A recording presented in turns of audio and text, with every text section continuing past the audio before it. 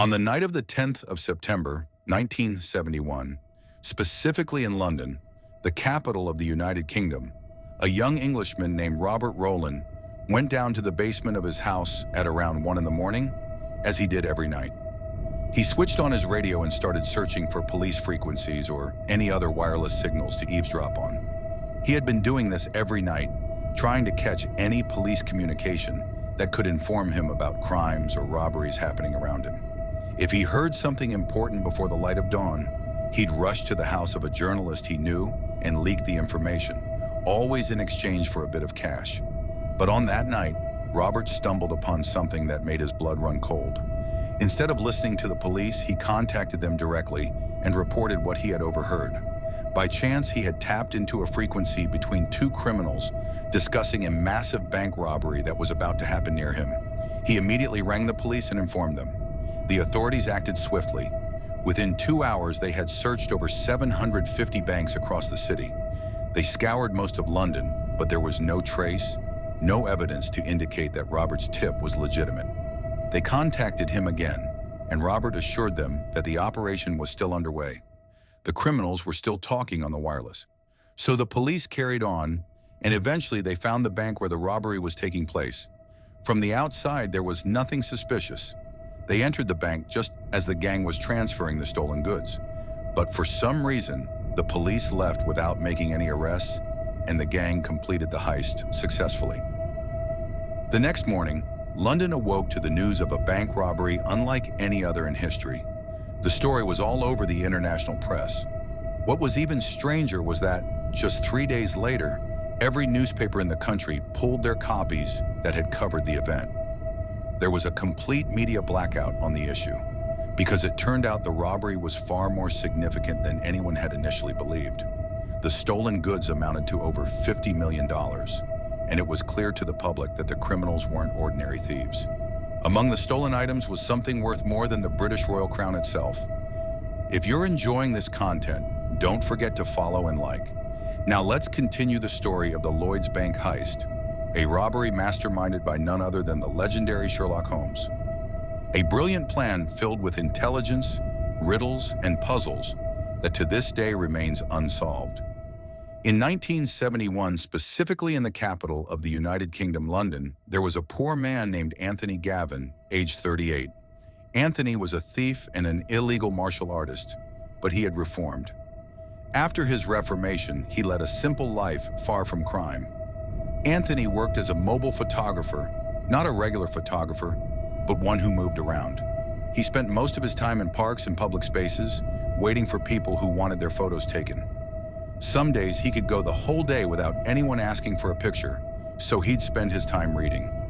Anthony had developed a deep passion for reading detective novels, especially the Sherlock Holmes series written by Arthur Conan Doyle. His obsession with solving riddles and puzzles led him to become addicted to crossword puzzles and crime novels.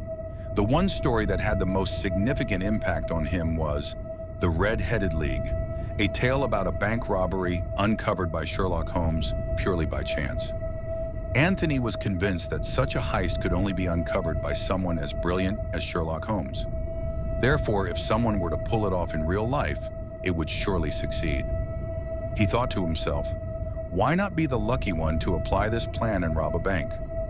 He needed a few things for the job, and after searching for 2 months, he finally found his partner. It wasn't easy, but he eventually came across someone who seemed suitable. His friend Reg Tucker, who used to sell used cars but had a shady past, agreed to join him. Tucker had previously been involved in various criminal activities, including fighting in illegal wrestling matches. However, they both had clean records with the authorities, making them the perfect candidates for such a heist. Anthony shared the details of the plan with Reg, and after much discussion, they decided to go ahead. They needed to find a bank with safe deposit boxes, and Anthony was sure the perfect place was somewhere in London. However, they also needed a building next to the bank for their plan to work. After much searching, they found a location that seemed ideal, a bank called Lloyds located on Baker Street in London. However, they also needed a building next to the bank for their plan to work. After much searching, they found a location that seemed ideal, a bank called Lloyds, located on Baker Street in London. This bank had safe deposit boxes, but the exact location was unknown to them. The key part of their plan was to rent a property next door and tunnel underneath it into the bank. It wasn't going to be easy, and they needed a lot of equipment. Anthony decided to involve more people in the plan, including a man named Benjamin Wolfe, a 64-year-old former criminal who had since turned his life around. He was tasked with renting the property next door and securing it for their operation.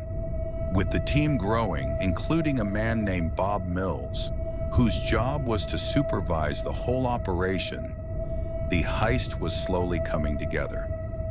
The group worked secretly, digging a tunnel from the rented property into the bank's vault. After several months of preparation, the group was ready. But things didn't go as planned. There were unexpected obstacles, including some odd coincidences and circumstances, such as repairs to nearby sewer lines which caused the bank's alarm system to be disabled. This unexpected turn of events made it possible for the gang to continue their preparations without interference. Finally, the day came for the heist to take place.